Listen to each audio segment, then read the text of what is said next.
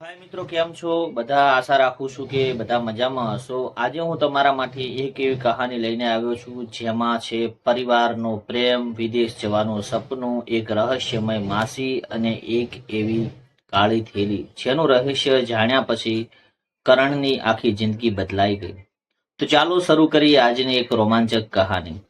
કરણ ગામમાં રહેતો હતો અને એક સીધો સાદો અને ભોળો છોકરો હતો. તે પરિવારની આર્થિક સ્થિતિને બહુ નહોતી, કારણ કે સુખી માસી તેના કરતાં પણ થોડા વધારે મોટી હતી. તે ઘણા વર્ષોથી ઇંગ્લેન્ડમાં રહેતો હતો અને તેણીથી કાયમી વસવાટ કરતી હતી. સુખી સમયાંતરે ઇંગ્લેન્ડથી પૈસા મોકલાવતી, એટલે કરણના માતા પિતાની નજરમાં સુખી ખૂબ મોટું સ્થાન હતું. એક દિવસ બપોરે સુખીનો વિડીયો કોલ આવ્યો અને તે મમ્મી સાથે વાત કરતી હતી. સુખે કહ્યું, બહેન, અહીં હું બહુ એકલી પડી ગઈ છું. ઘર મોટું છે પણ વાત કરવા માટે કોઈ નથી. તું કરણને મારી પાસે મોકલી દે. છોકરો ત્યાંથી જઈ અને કામ શીખશે અને તેનું ભવિષ્ય પણ બનશે.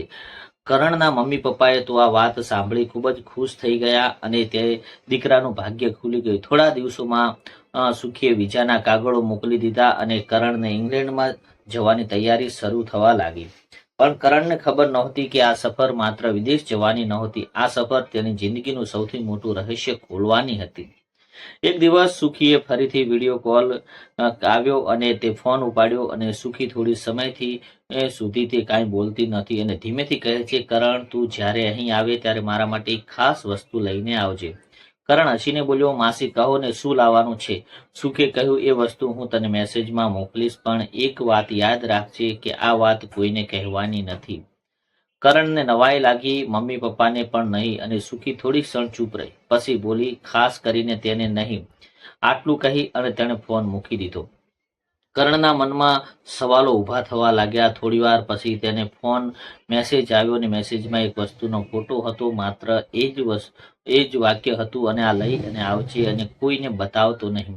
કરણને વસ્તુ જોઈને કંઈક સમજાયું નહીં અને લાગ્યું કદાચ ઇંગ્લેન્ડમાં મળતી નહીં હોય. ખાસ વસ્તુ હશે, અને પરંતુ સુખીએ તેને છુપાવવા માટે કહ્યું, કેમ કે આ સવાલનો જવાબ તેના માટે થોડા દિવસો પછી મળવાનો હતો. શહેરમાં જવાનું થયું. મમ્મી કરણને પોતાની સાથે લઈ ગઈ અને મમ્મી કપડાં ખરીદવામાં વ્યસ્ત હતી, જ્યારે કરણ મનમાં માત્ર સુખીનો મેસેજ જ આવી રહ્યો હતો. કરણે એક બહાનું બનાવી અને શોરૂમની બહાર નીકળી ગયો અને સુખીને કહેલી વસ્તુ લેવા માટે દુકાનદારને વસ્તુ આપવા કહેતા કરણ થોડો ગભરાઈ ગયો અને સામાન પેક કરાવી તે કાળી થેલીમાં લઈ અને બહાર આવ્યો. પણ બહાર મમ્મી ઊભી હતી. મમ્મીની નજર સીધી કાળી થેલી પર ગઈ અને કરણ, આ શું છે? કરણના હોશ ઉડી ગયા. તેણે બોલ્યું કે પહેલા શોરૂમમાંથી એક માણસને બૂમ પાડી, બેન, તમારો સામાન તૈયાર છે. મમ્મીનું ધ્યાન બીજી તરફ ગયું અને કરણ જાણે કે જીવનદાન મળ્યું. તે તરત જ મમ્મીને સાથે શોરૂમમાં ગયો અને તેણે કાળી થેલી પોતાના સુટકેસમાં સૌથી નીચે છુપાવી દીધી. તે રાત્રે કરણને ઊંઘ ન આવીને તેણે વારંવાર વિચારતો રહ્યો, સુખી માસીએ મને આ વસ્તુ કોઈને બતાવવાની કેમ ના પાડી? ઇંગ્લેન્ડ જવાના દિવસે મમ્મી કરણનો સામાન પેક કરી રહી હતી. અચાનક મમ્મીના હાથમાં સુટકેસમાં ભાગમાં એ પહોંચ્યો અને જ્યાં કાળી થેલી રાખેલી હતી. કરણનું હૃદય ધડકવા લાગ્યું અને મમ્મીએ પૂછ્યું કે અહીં શું રાખ્યું છે? કરણ તરત જ બોલ્યો, મમ્મી, મારા કેટલાક જરૂરી કાગળ છે, હું પોતે સેટ કરી લઈશ. મમ્મી હસીને બોલી, હવે તું મોટો થઈ ગયો છે એટલે તારી માને પણ સામાન હાથમાં લગાડવા દેતો નથી. કરણ ચૂપ રહ્યો અને અંદરથી અપરાધ ભાવ થતો હતો અને માતા પિતાને સારા ભવિષ્ય માટે વિદેશ મોકલી રહ્યા હતા. પણ તેની પાસે એક એવી રહસ્યમય રહ્યું હતું કે એરપોર્ટમાં પહોંચ્યો અને મમ્મીએ તેની આંખોમાં આંસુ. તેણે કરણને ભેટીને કહ્યું, દીકરા, ત્યાં કોઈ તકલીફ હોય તો તરત ફોન કરજે. પછી સુખી તારી માસી છે, પણ કોઈ વાતમાંથી મનમાં રાખતો નહીં. કરણના ગળાના શબ્દો અટકાઈ ગયા અને તે માત્ર એટલું જ બોલ્યો, મમ્મી, ચિંતા ન કરો. અને તે ઇમિગ્રેશન કરતા આગળ વધ્યો અને કેટલાક કલાકો પછી કરણ ઇંગ્લેન્ડ પહોંચી ગયો. એરપોર્ટની બહાર તેની નજર સુખીને શોધી રહી હતી. અચાનક જ દૂરથી એક સ્ત્રી તેની તરફ આવતી દેખાઈ અને સુખી હતી, પણ કરણ તેને સુખીના ચહેરા પર કંઈ અલગ દેખાયું હતું. ચહેરા પર જ સુખી કરતા તે વધારે ચિંતા હતી. સુખી તેને ગળે લગાવ્યો અને તે બોલી, કરણ, તું આવી ગયો છે, હવે બધું ઠીક થઈ જશે. કરણના આવા વાક્યોથી વિચિત્ર લાગ્યું. માસી બધું ઠીક થઈ જશે અને એટલે હું સુખી તરત જ હસીને બોલી, કાંઈ નહીં, લાંબી મુસાફરી કરીને આવ્યો છે, ચાલ ઘરે.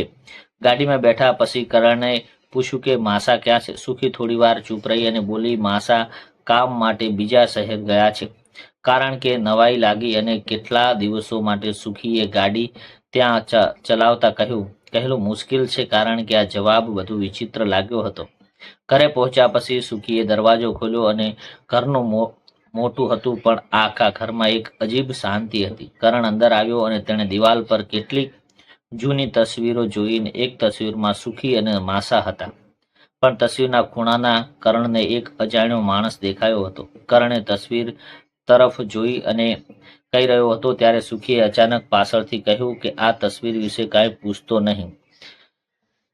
કરણ ચોંકી ગયો, કેમ કે સુખીએ જવાબ આપ્યો નહીં. રાત્રે કરણ પોતાના રૂમમાં ગયો અને તે રાત્રે ઊંઘ આવતી નહોતી. તેણે સુટકેસ ખોલી અને સૌથી નીચે રાખેલી કાળી થેલી બહાર કાઢી અને એને યાદ આવ્યું કે આ કોઈને બતાવવાની નથી.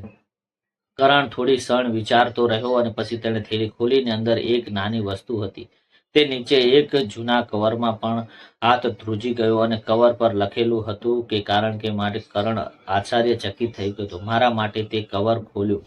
અંદર એક જૂનો ફોટો હતો અને ફોટામાં કરણના પપ્પા હતા, પરંતુ તેની સાથે ઊભેલો એક માણસ એ જ માણસ હતો જે થોડા સમય પહેલા દિવાલની તસવીરમાં દેખાતો હતો. કરણના પગ નીચેથી જમીન સરકી ગઈ અને આ માણસ કોણ હશે એટલા માટે બહારથી તેના પગલાંનો અવાજ આવ્યો અને કરણ ઝડપથી ફોટો છુપાવી દીધો. તે દરવાજો ખુલ્યો અને સામે સુખી ઊભી હતી. સુખીએ કરણના હાથમાં રહેલું કવર જોઈ લીધું અને તેનો ચહેરો એકદમ બદલાઈ ગયો. કરણ, તું આ ખોલ્યું?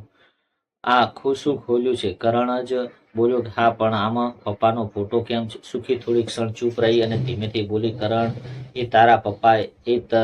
તને વાત ક્યારે નહીં કરી અને તારે જાણવી પડશે. કરણની આંખો પહોળી થઈ ગઈ અને તે સુખીનો દરવાજો બંધ કર્યો અને ધીમા અવાજે કહ્યું કે તારા પપ્પા ઇંગ્લેન્ડમાં આવ્યા હતા અને તે વખતે તે ઘટના બની હતી. તેનું સત્ય આજે પણ જીવતું છે.